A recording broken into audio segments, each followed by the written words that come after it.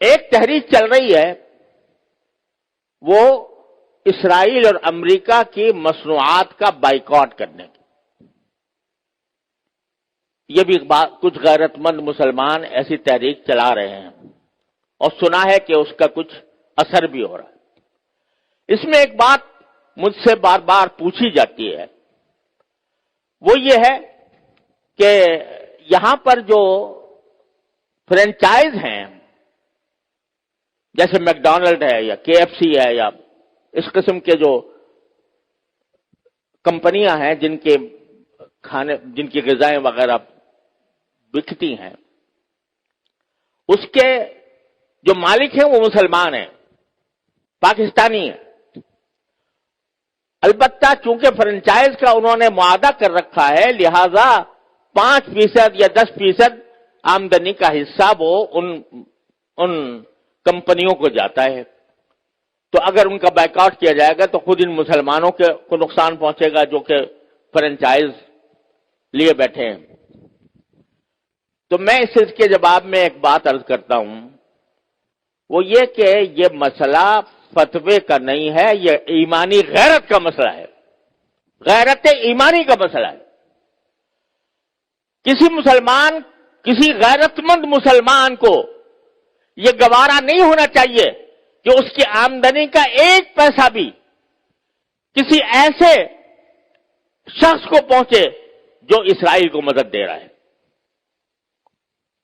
یہ انسان کی ایمانی غیرت کا تقاضا ہے. یہ کہنا کہ بھئی 5% جاتا ہے، اب 95% تو ہم کھاتے ہیں. ارے بھائی 95% آپ کھا چکے، بہت الحمدللہ، کافی آپ نے نفع بنا لیا. اب آپ یہ تو کر سکتے ہو کہ اس فرنچائز کو ختم کر کے اپنا کاروبار شروع کر دو. اگر اس کو ختم کر کے اپنا کاروبار شروع کرو گے تو ذرا تھوڑا سا پتہ تو چلے گا ان کو کہ یہ جو ہم دنیا بھر کے اندر ہم اپنی مصنوعات چلا رہے ہیں، دنیا بھر میں ہمارا سکہ چل رہا ہے، اس کا کچھ اثر تو ہوگا. یہ کہنا کہ 5% جا رہا ہے ان کو اور ہم نے 5% جا کے کیا اس میں کیا فرق پڑے گا. آپ ذرا یہ سوچو کہ اگر کوئی میری آمدنی کا 50% نہیں 1% کسی ایسے شخص کو پہنچ رہا ہو جو میرے باپ کے قتل کی سازش کر رہا ہے، گوارا کرو گے کہ میری آمدنی کا 1% ایسے شخص کو دیا جا رہا ہے جو میرے باپ کے قتل کی سازش کر رہا ہے یا میرے قتل کی سازش کر رہا ہے؟ تو اب یہاں اس کو 1% اور 2% اور 5% سے ناپو گے. لوگ فتوے کی بات کرتے ہیں، یہ فتوے کا مسئلہ نہیں ہے، یہ ایک غیرت ایمانی کا مسئلہ ہے. اور اس غیرت ایمانی کے تحت یہ میں سمجھتا ہوں کہ کسی غیرت مند مسلمان کو اس کا اقدام نہیں کرنا چاہیے. لہذا یہ بھی اس کوشش کا ایک حصہ ہے. اور اس وقت یوں سمجھو کہ میں تو یہ سمجھتا ہوں کہ ایک لحاظ سے پوری امت مسلمہ حالت جنگ میں ہے، پوری امت مسلمہ حالت جنگ میں ہے، کیونکہ یہ حملہ صرف فلسطینیوں پر نہیں ہو رہا، معال کار اس کا اثر پورے عالم اسلام پر پڑنے والا ہے. لہذا حالت جنگ میں ہے.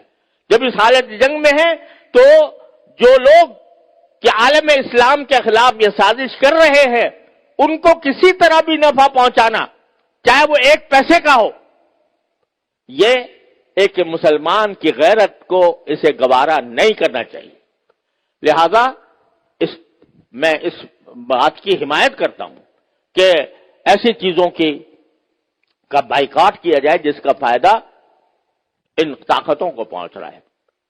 تو اپنی سی کوشش کرو، اللہ تعالیٰ سے دعا جاری رکھو، کوئی وقت خالی نہ جائے جس میں اللہ تعالیٰ سے نہ مانگا جا رہا ہو، اور پھر اللہ کے فیصلے پر راضی رہو. پھر جو اللہ کا فیصلہ ہے وہی برحق ہے، وہ ہماری خواہش کے مطابق ہو تو برحق ہے، ہماری خواہش کے خلاف ہو تو برحق ہے.